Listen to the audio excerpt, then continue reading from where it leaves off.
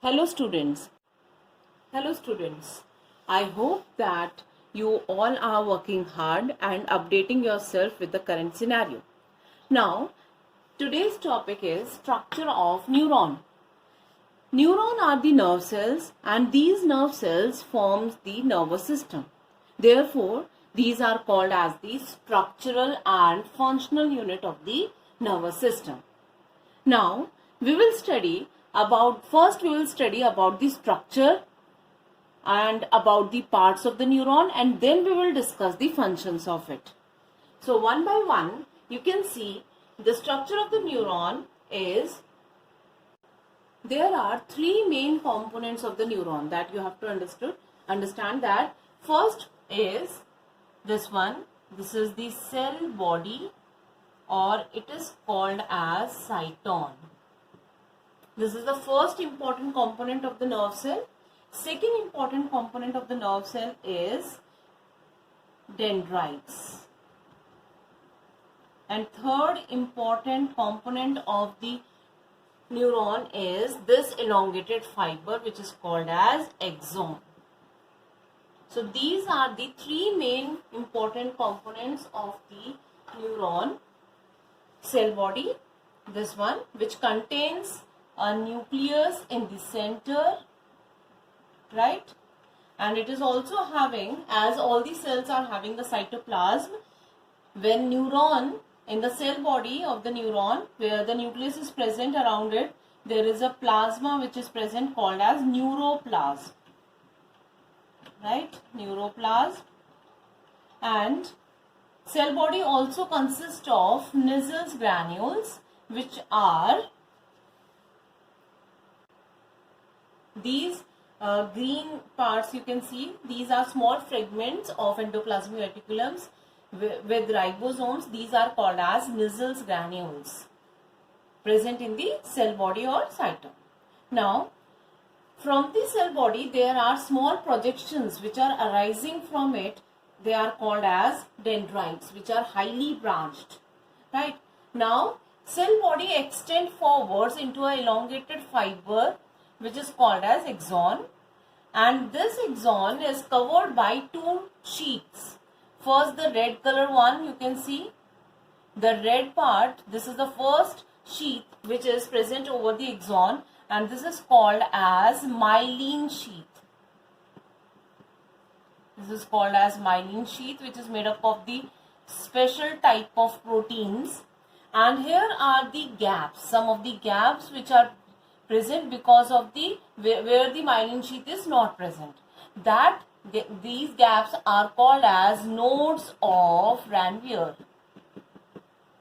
These names are according to given after the name of the scientist, nodes of Ranvier.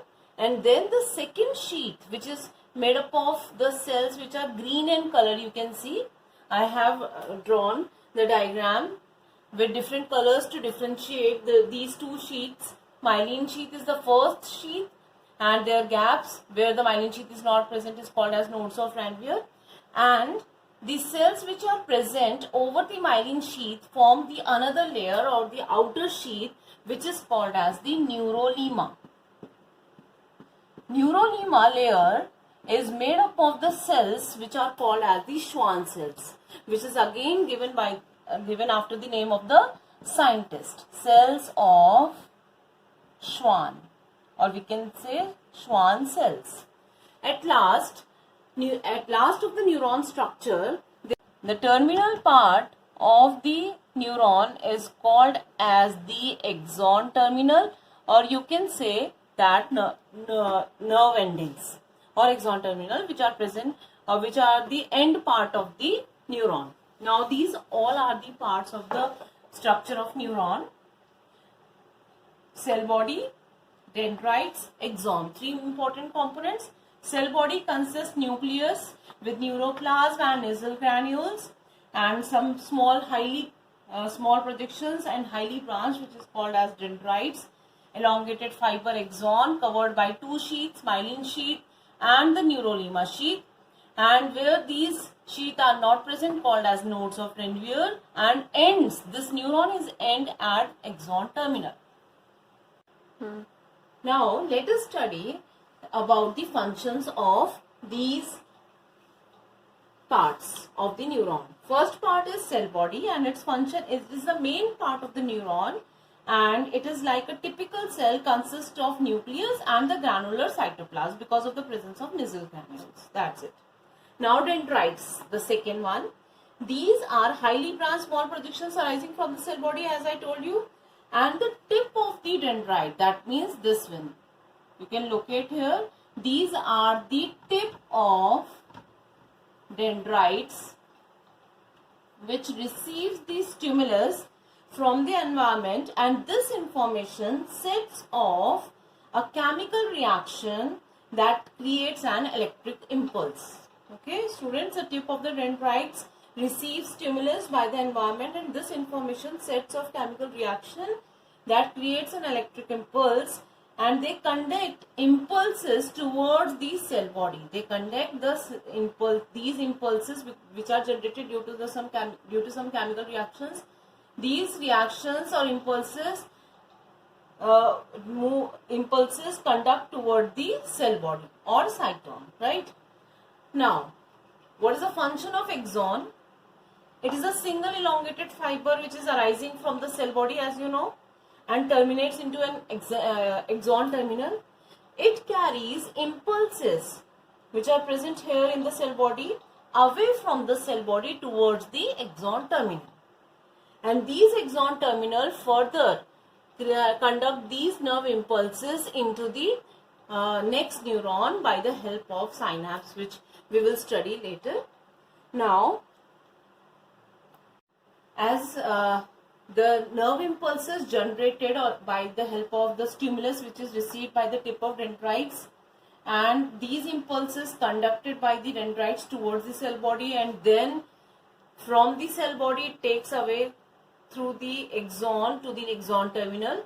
In this way, nerve impulses are conducted, and I will explain you about what is nerve impulse and what is its pathway. Nerve impulses. The information passing through neurons are in the form of chemical and electrical signals called nerve impulses. Let us study about the pathway of nerve impulses.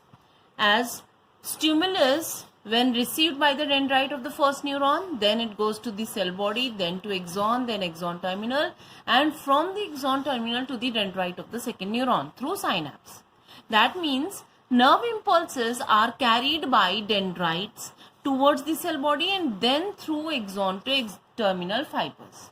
This is the pathway of the nerve impulse. These type of questions may be asked in the board exam, students, as they can give this flow chart in the form, as they can give some blanks in this flow chart, and you have to fill that blank. Okay, explain you how one neuron is connected to the other neuron. As nerve impulses are conducted by the dendrites of one neuron and then which are end towards the axon terminal, and then from these axon terminals these are received by the dendrites of the next neuron, and so on. That means nerve impulses are conducted from one neuron to a second neuron, then to third neuron, and then so on, when at last it will reach to the central nervous system or to the effector organs.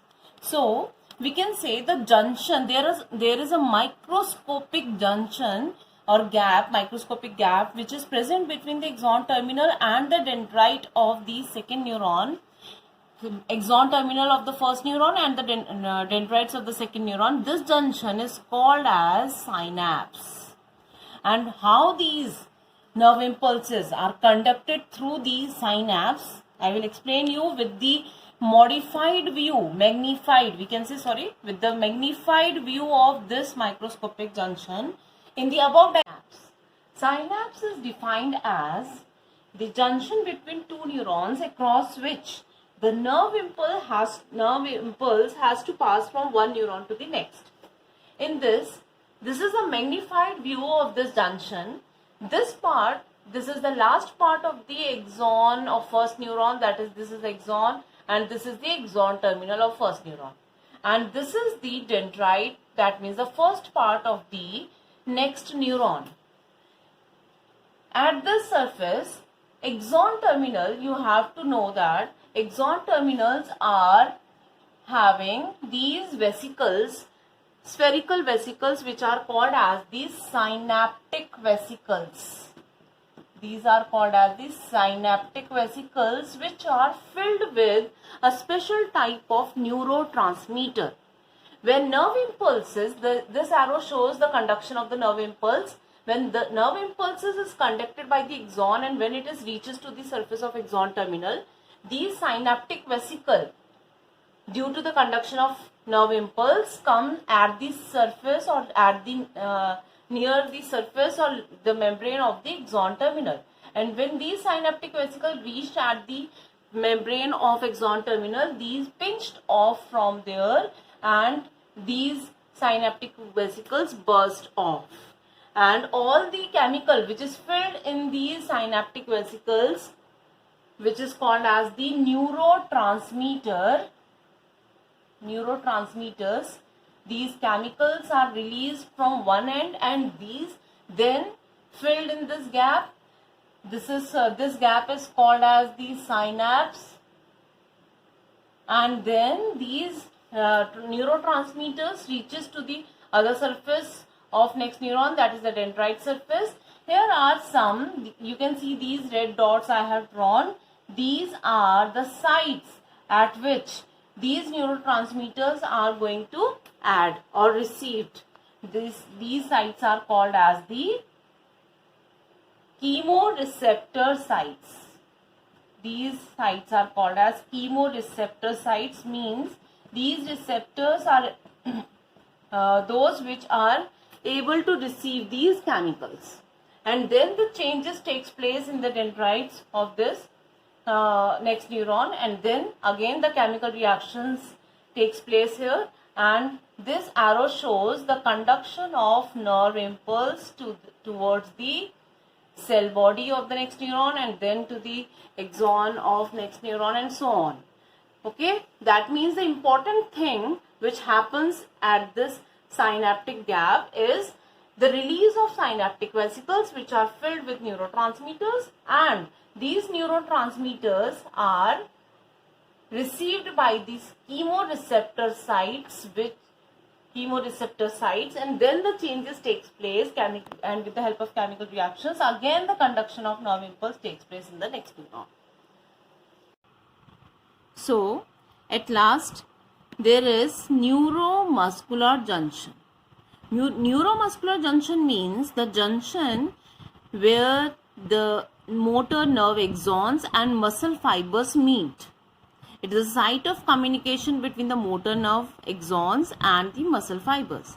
You can see in this diagram, this is the elongated muscle fiber, skeletal muscle fiber you can see, and these muscle fibers are acting as the effector organs. These muscle fibers are connected through the axon terminals of the neuron. When nerve cell is end here and its axon terminals are embedded in the muscle fibers, this junction, you can see in this square, it is written as neuromuscular junction, where the nerves and the muscle fibers meet, right? Now, at next topic, we will study about the types of nervous actions and reflex arc.